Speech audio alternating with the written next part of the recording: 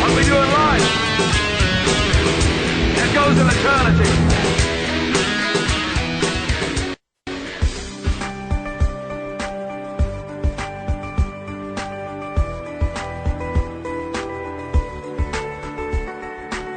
Transcending time and space, let us take you to the place inside your mind where thoughts divide and mysteries unwind. Join us every Monday evening right here on Revolution Radio at freedomslips.com from 8 to 10 p.m. Eastern Time. And you will catch the Fenton Perspective with our great host, Lorian Fenton. Come listen in as she shares her amazing stories from the past to present, along with all of her guest secrets to the future. That's the Fenton Perspective every Monday evening right here from 8 to 10 p.m. Eastern Time, only on Revolution Radio. Oh, and you don't need to expect us. We're already here.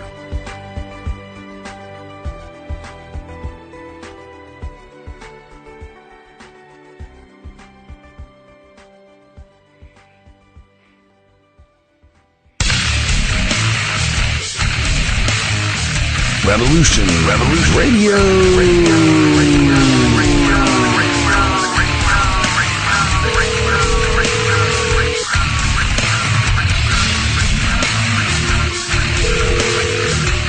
You don't see it, do you?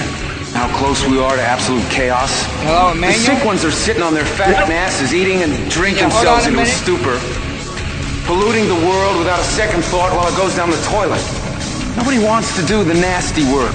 You know, the shit that we all just think about. Most good citizens are just along for the ride and then bitch and moan and complain about everything when it doesn't work out. Radio. We're waiting for the breakdown music to end. Get it cut. Revolution Radio, where we do the nasty work. www.freedomslips.com.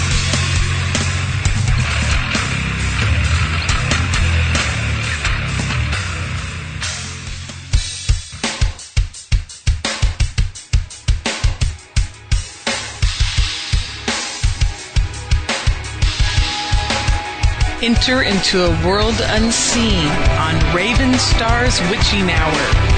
You will encounter eclectic topics from the realm of spirit brought into our matrix of truth. With your host, the Solaris Blue Raven. Solaris will bring you an array of unique guests covering topics from ghostly spirits to amazing anomalies, covert technology, UFOs, and shadowy global events. And that's right here, Revolution Radio, freedomslips.com, Saturdays midnight till 2 a.m. Eastern Time. Revolution Radio, where information never sleeps. Let the magic rise.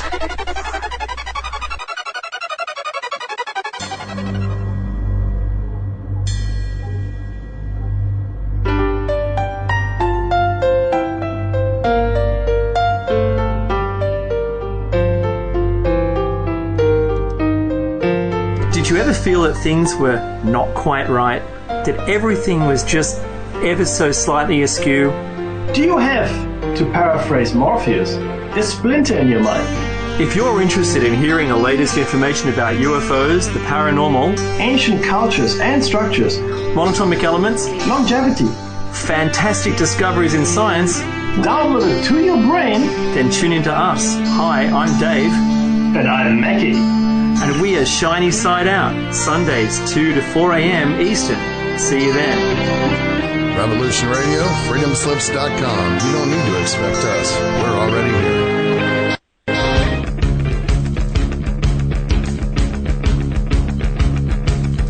Revolution Radio.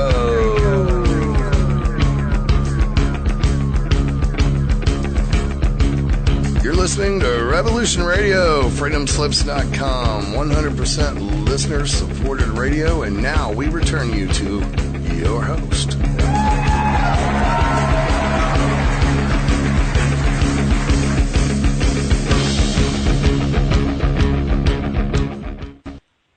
Hello, everyone. Pardon me. Welcome to Talk Now Radio, brought to you by Revolution Radio, listener-supported radio, where information never sleeps. This is your host, Royce the Redneck Radio Man. And today, for the first half, We're going to be talking to Emmanuel Itier, if I'm pronouncing it correctly, I hope.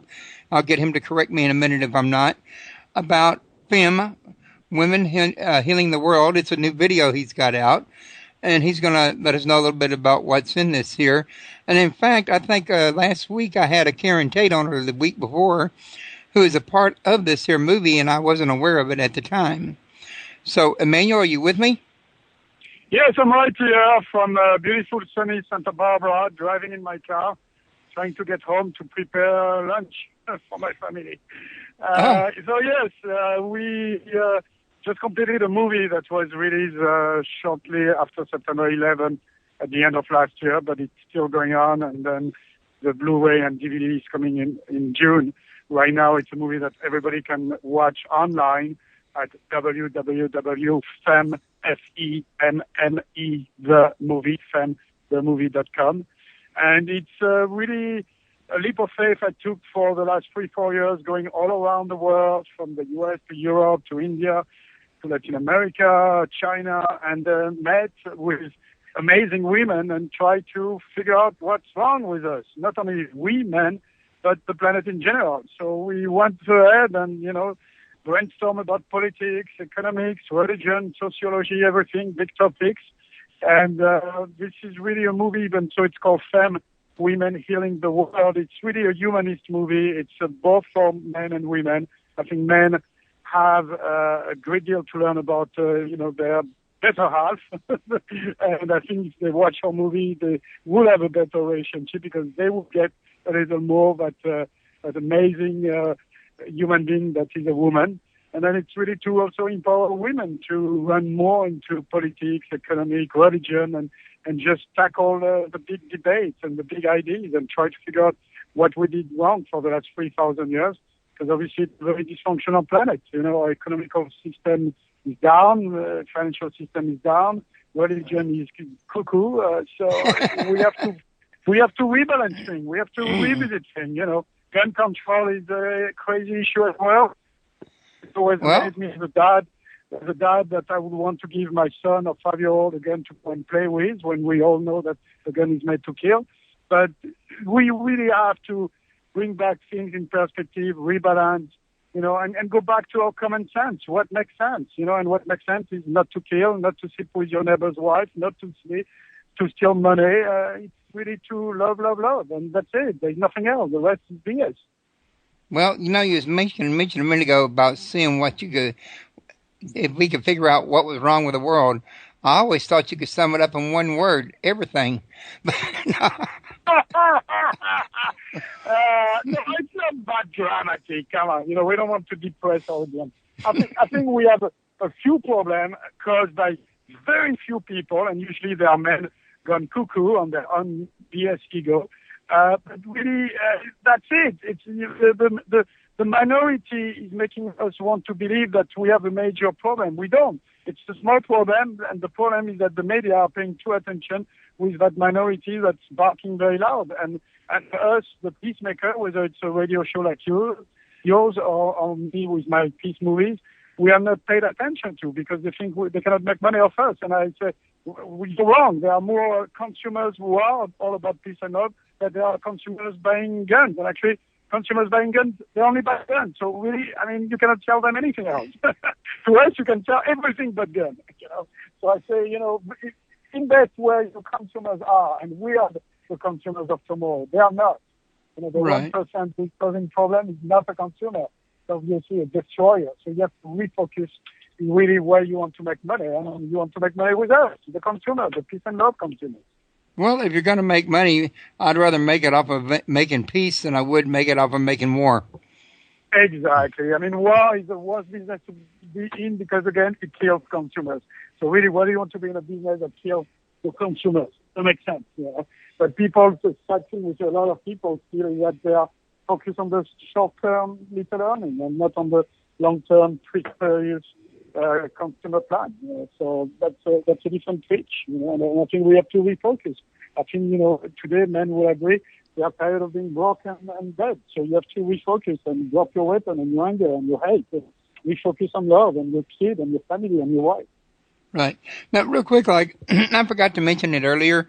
Those y'all that want to call in and ask a question, the call-in number's 347-688-2902.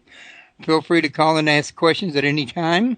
And, Emmanuel, I was going to say, I talked to Karen Tate. I believe she's one of the women from your movie a week or so ago, and me and her kind of got in depth about, the fact that both of us tend to agree that's what the root of the problem can probably be summed up in an imbalance between the male and female energies that's been existing on the planet for some 4,000 years. Right. Absolutely. Absolutely. I mean, basically, we've been the victim of this ultra-patriarchal, macho, dominant killing system that say, in a nutshell, that killing is fine, and if you don't get your way, take a gun and shoot. And so if we look at the way we are conducting still today economics and politics, it's always about dominating and taking and conquering and killing, and that doesn't work. All that machoism is completely gone crazy. So we need to rebalance the feminine and the masculine, and in two ways.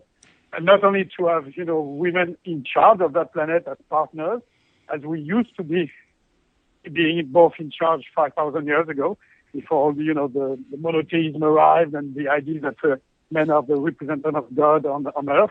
And then we need to rebalance the feminine and the masculine inside of us men, because we need to realize men are not made to kill. Men are made to love. Men are not made to take a gun and go shoot. Men are made to blow kisses and make love, and that's it. And that's how we create life. So, indeed, it's about rebalancing the feminine and the masculine in a physical and spiritual way. Well, I think a lot of it also, and I don't know about with your video, if it covers these issues one by one, for example, but there's several different things that's going on in the world today. I mean, let's face it, when I was a kid, the world was not nearly as bad as it is today. I mean, there's been a lot of changes going on. And one of the things I noticed when I was young was we went through a period where everybody was saying, you need to feel your emotions. You need to let everything go. You don't need to bottle things up. But now that when everybody started feeling these emotions and not bottling up, next thing you know, everybody needs medication. Yep, absolutely. When we really realize that, again, it's an imbalance of energies, of emotions, and not drugs. We don't need more drugs than we're taking already. So I agree with you. And, they seem to think that, hang on just a second.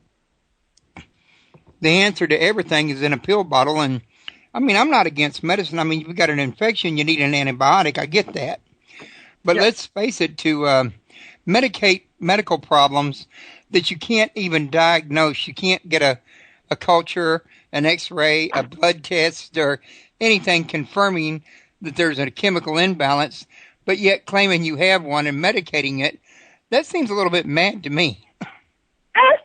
Yeah, indeed. It's about realizing that there are two types of medication. There is the physical medication that can help, as you said, cure flu or help with cancer. And then there is a medication that is given to people who have depression and who have somewhat of an imbalanced emotional stage. And that's different. So I think we don't need to sedate our civilization and mask the problem when they are easily solvable with a lot of just inner figuring out of our imbalance and dealing with issues that can be dealt with. There's a lot of things that can be dealt with communication. I mean, again, a lot of our civilization today is lacking of communication, of facing the fact and reevaluating each other with a healthy balance. Yeah, that's why I think it's that important where when I was a kid, the psychiatrist's job used to be you lay on the couch and they'll talk to you and they'll try to get to the problem of what's bothering you spiritually, emotionally, or, what's causing you to act out, why are you depressed? And somewhere down the line, it turned into you go in there, you sit in the chair, they write a prescription. Yeah, it's very sad. What happened to the couch and the talk? How did that get erased? Well, what happened is that basically everybody is trying to make a buck of everything, and it's sad, and also a quick fix. So again, it's what I was talking earlier about. It's really don't think anything it's flexible that easily, but it is with patience, with work, and definitely not by buying some drugs. It won't solve everything. It's going to just sedate you, make you numb, cut you, disconnect you even more from your own reality and the reality surrounding you. And little by little, we all become living dead. And really, if we look at the population today, it's 2/3 living dead, and then 1/3 just raping the living dead and abusing the living dead. So that's a little bit enough. Yeah? Yeah, I think a lot of the problem really goes back when we were kids. You used to go out back of the school and there'd be pushers pushing marijuana, crack, heroin, whatever was the going rate at the time. I think a lot of people would get on those drugs as teenagers, and then when they got off from them, when they were in their 20s or so, their body, decided it wanted more. It wanted to go back to it, and they weren't prepared for it. And depression was probably the end result of that, not to mention some of these other ailments, don't you think? Yeah, absolutely. No, absolutely. You're entirely right. And I think, again, today we don't need to take this way, this path. We can reevaluate, the thing that makes sense and not take the easy way and the easy fix. That doesn't solve anything. Now, are these some of the topics that y'all be talking about or the women will be discussing in the video? Well, basically, our film first has been shot all over the world in 25 countries and 5 continents, and it has Nobel Peace Prize laureate as well as very well-known personalities such as Sharon Stone, Maya Bello, Yoko Ono did some music, and Karen Tate was on it as well as many other specialists of humanity. And really what we're dealing with Femme is in various sections. We have a section that historically explains you how we got here to that point. And then after we are really trying to figure out, we were living in a patriarchal world. Does that mean we have to replace it by a matriarchal world? And obviously realizing no, the answer is balance, it's partnership between matriarchy and patriarchy and respecting everybody's attributes and everybody plus and combining that. And to do this, we look at, again, today religions, economics, politics, the environment, and we deal with a big issue and realize that, yes, we can make it work and see how things should be reshaped. Okay. Well, we was waiting for the show to start for me to call you. Somebody had asked, I think it was BK, if I remember correctly, he wants to know if there was a Russian group, female band that was a part of Femme. The Russian band that got in jail because I think they're called the Pussy Riots, and they were arrested because they were performing in a church or something like this in Russia. No, they were not part of the movie. We shot the movie while they were in jail, so we didn't have access to them. But there are many other people in the movie. And again, if you go on the site at femmethemovie.com, you can see really the large canvas of women and places we've been to and really get a real idea about the movie. Okay. Now, I believe Sharon Stone is one of the women that's in this here movie, isn't she? Yes, I just mentioned that, Sharon Stone is my partner, and she's a producer of the movie. And again, it's really that partnership between the feminine, in a way, her, and the masculine, I, but also many other women like Karen Tate and Celeste Yarnall and Marianne Williamson and Jim Houston and Gloria Steinman.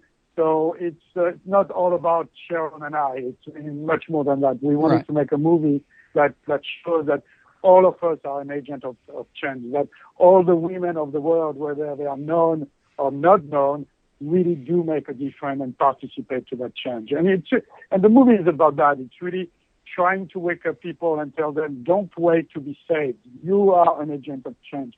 You can do the saving. We are all the savior of each other. That notion that we have to blindly follow with blind faith somebody that's going to tell you I save you. Well, just reevaluate that because it doesn't work and it's not working. We are all again participating to the change. Right, and this is something that has been generated in the early church, and down for a couple thousand years at least is this blind faith. You're supposed to blindly believe everything the preacher tells you the Bible means that he interprets, and you're supposed to blindly believe everything the Bible says. But it seems to me like people have been blindly believing this for a long time, and it's done more harm than it has good.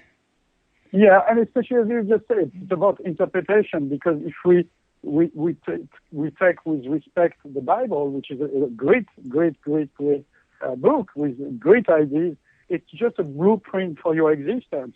And if you look at it, when people argue about God, what is God? What is God? Well, it says in the Bible, God is all, and all is God. And when Abraham asked God to tell him, what do I tell them? What are you? God said, I am what I am, I am. So it's really the notion of existence. So you can have to argue, God is a man in the cloud, it's an energy. Well, it's all of that. So why argue? The Bible is a very inclusive book, and it doesn't exclude homosexuality. It doesn't exclude any type of people. It doesn't exclude women. So we have to realize, all of these scriptures, whether it's the Bible, whether it's the Torah, the Quran, they are very inclusive book, and it's sad that some men, again, just misinterpreted. I was going to use the word prostituted, but it's true. They prostituted their holy scriptures, and it's a shame. And maybe the thought behind was, this way I can manipulate them better, but you can't manipulate anybody forever. People are smarter than that. Everybody is a genius. So you cannot lie to me and make me believe in fairy tales forever. I will come to my senses, and then I will be very angry at you. And that's why a lot of people, blame religion for all the sickness of the world. We shouldn't blame religion. We should blame a few people prostituting religion. It's a big difference. People who turn religion into a terrorist tool to abuse and manipulate people. And really, it's a tool of love, and that's it. Well, maybe what they need to do is when they elect people to office, they ought to get a male and a female up there and have like a male body and a female body that they had to vote, and they have a middle council that takes the vote and decides where they meet in the middle at, and they make their decisions that way. Yeah, I missed that because my son was talking to me at the same time. We are getting ready to eat. So can you repeat the question, sir? I said maybe a healthier way to run a government body would be to have half men and half women, and a third body that's used to find the middle ground, so that the women and the men can put all their ideas on the table, and then the middle people can come in there and say, well, this is where the middle ground for each of these ideas. Let's go with this one. Yeah, absolutely. But I think we don't need a middle people and broker between each other. I think we don't need an intermediate between each other. That's why I think that if religion you think is for you, just deal with religion and embrace it, and God embrace that directly. You don't need anybody to make an interpretation for you and broker a deal with God. So it's the same with politics. I mean, we need government, but to a certain point. I think government right now is way abusive and way costing too much money, and it's enough. So we have to revise the way government is working. It seems to me that we are working for the government, but the government is not working for us anymore. So, again, it's about rebalancing. It's about realizing what makes sense and what doesn't make sense. And I think for too long we let it drift away from making sense, and we have this very unbalanced, senseless world. So really at the root of your message, there's a thread in here about being responsible to God on an individual basis then? Yeah, I think exactly. I think we have to be responsible for our acts, and we have to be responsible for each other. And my notion of God is that it's oneness. It's I don't see an outside force looking at me and judging me. I'm looking at everything being part of a grand ensemble, and everything being responsible for each other and helping each other, and realizing we are all brilliant, at least in one area, at one thing. All of us, whether we have education or not, whether we are rich or poor, from any background, we all can offer something. And I'm really convinced that if, the 7 billion people of this beautiful planet work together, then you can solve financial crises and pandemic and AIDS and all that. Because again, the cure is not going to come from somebody who is in that key position of power, because that person is disconnected and usually it's a he, so I will say he this time. It's somebody that usually lives in a bubble, so he won't find a cure for cancer. He won't find a cure for poverty. It's going to come from the base of the pyramid. It's going to come from somebody who is on the war field, who is suffering, and who's going to suddenly snap and say, but it's so easy. Why don't we do that? And by the way, if we look at all the big messiahs and the big prophets, and they were always humble human beings. They were not kings and queens. So we have to take example for what has been done in the past. All the great solution in our humanity always came from nobody, not from somebody in a key position of power. These people won't help you, and they're not. They are just taking our money and making war. That's all they are doing.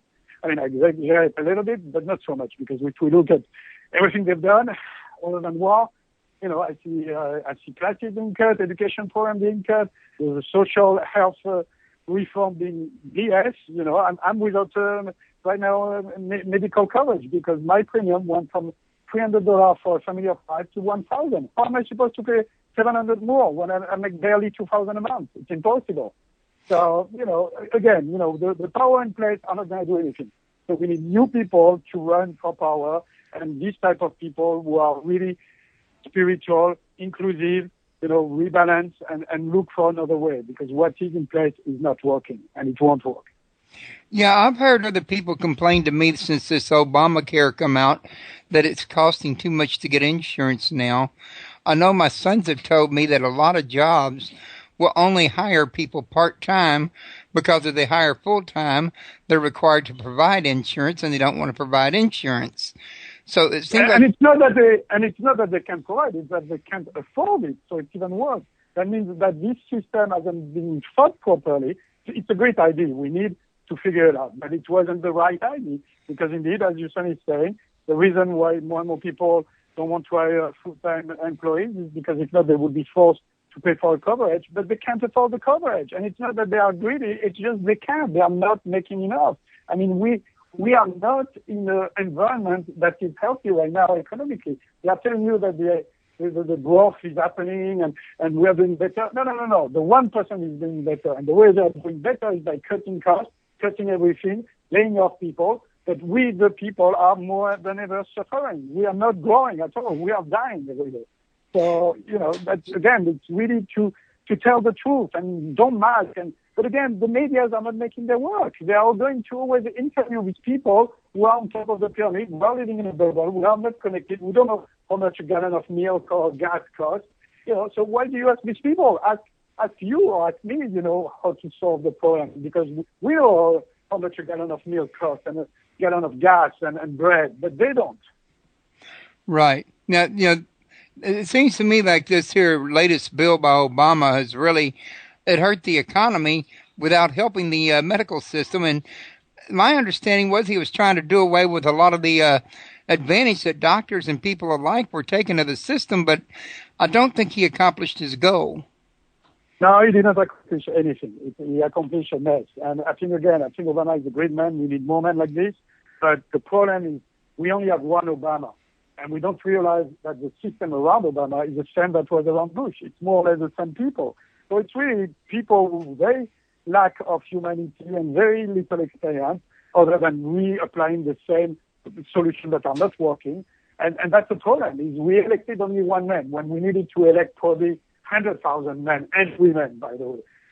So we have to reevaluate the way we see government. Our president cannot save us. He's not Jesus Christ. We need plenty of Jesus Christ today, or plenty of Muhammad or Buddha or whatever your faith system is. It's all good, but we cannot count on one simple human being, even so he's got all the good wishes within him. He cannot do anything. It's surrounded of morons, by morons, run by morons. So that's why it's failing. That's why it has failed. But again, I think we are going through a transition time where a lot of us are waking up, are getting involved, have radio shows like yours that are giving a platform for people like me who are trying to express a different message, and the message of unity, and a message that says, this is not working, let's look into another direction.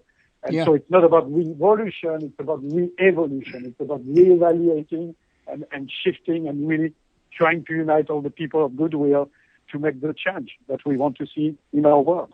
Well, I think you hit a key right in there, Emmanuel. I mean, everybody knows, especially in recent years, that the Republican Party and the Democrat Party have not been on the same page for diddly. I mean, it was the Republicans who said, well, we're going to freeze the government until you take and cut down food stamps, not giving a hoot about people who can't eat, just wanting to give themselves a raise, I assume.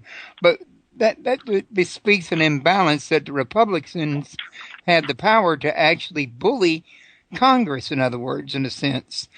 Why were they given the kind of power to do such a thing is what I would have to ask.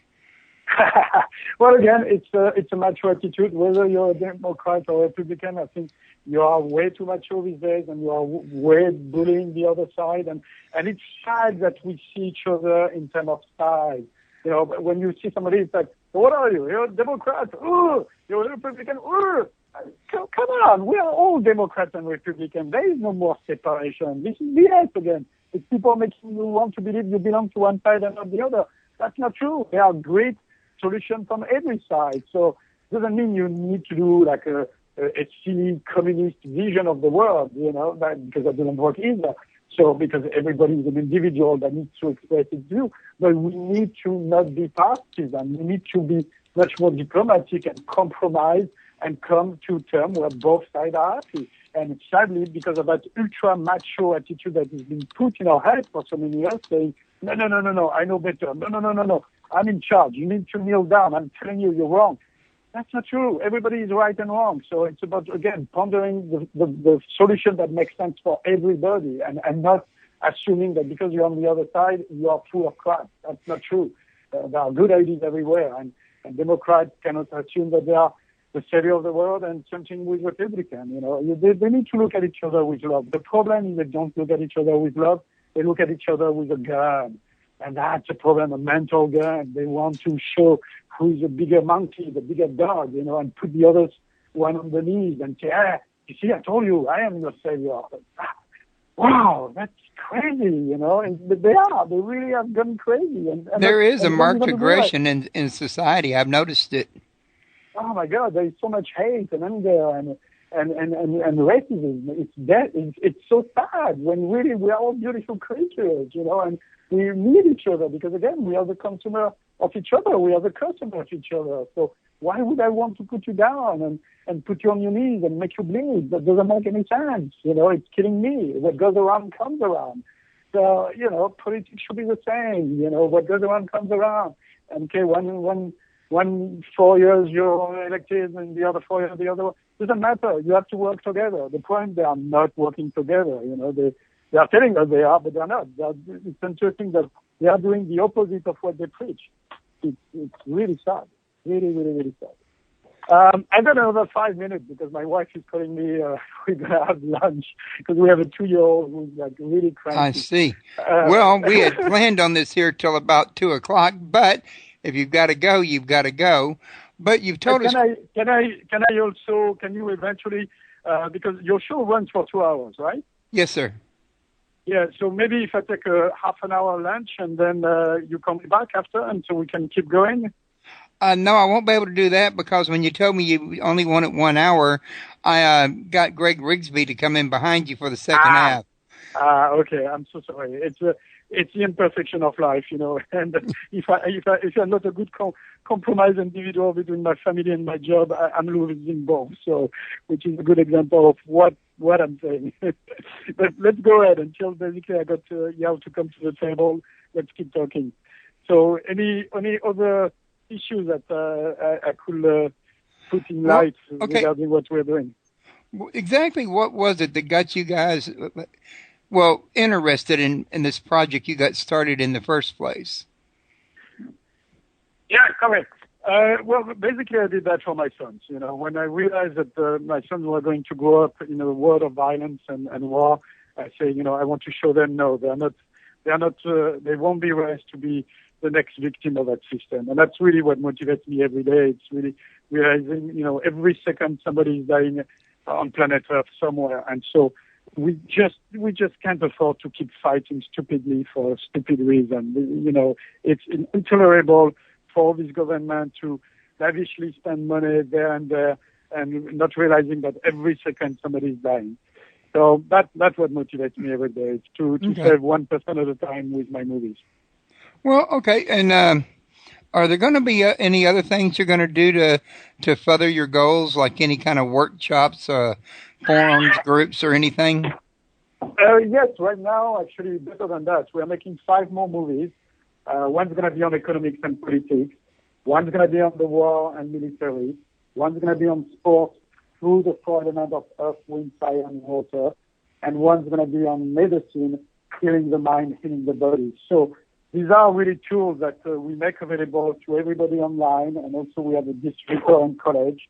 And we really try to empower people and give them these tools to better themselves and figure out by themselves what to do, instead of us, telling, oh, that this is the way you have to lead your life. No, we are giving you tools. We are trying to trigger your mind, and we consider you're brilliant, you're a genius.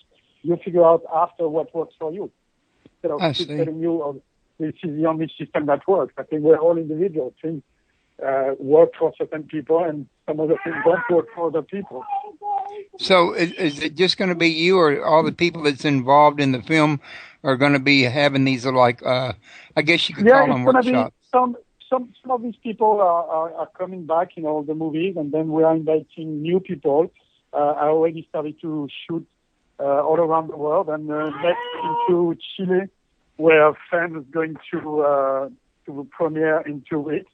So we're going to shoot over there, but I just came back from Aruba, and within in Aruba, I was also in Warsaw in Poland with Johnson, interviewing the Dalai Lama and other people at the end of last year. So it's an ongoing process. When you do these movies, it's really 3 to 4 years on the road, 1 year to edit. So it's quite an endeavor. It takes a lot of time, patience, and resources. Okay, thank you very much. I'm so sorry I have to make it short. I really apologize because I didn't realize that I was in conflict with the lunch with my family. That's okay. I understand. Thank you very much. Thank you. And again, please, everybody, go on our website, femmethemovie.com, FEMME, themovie.com. And thank you, and peace and love to everybody. Okay, you too now. Take care. Bye-bye. Bye-bye.